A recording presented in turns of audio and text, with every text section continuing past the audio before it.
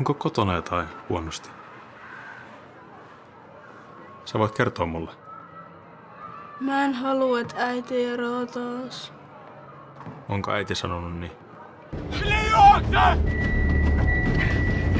Mikä se oli? Iskä soittaa.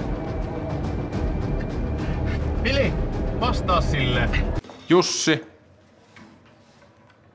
Oliko Jussi? Ei ilmeisesti. Mikäs on Jussin pulpetti? Joo. Mulla on tuolla pulpetiolla oppilas. Yksi vaan. Aika hyvin.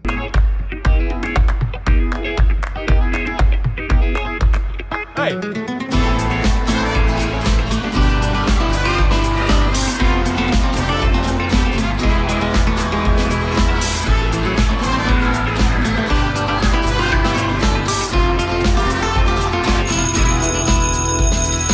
Nyt jumalauta!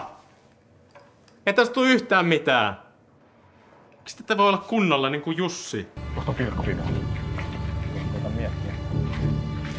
Kaunista asuu ihan tässä vieressä. Kyllä on varovainen niitä kapiaan. Mennään sinne yhdessä.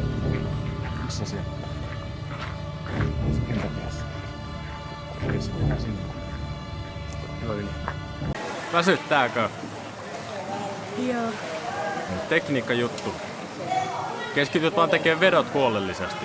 Mitäs teet? Mä sanon nukuttua.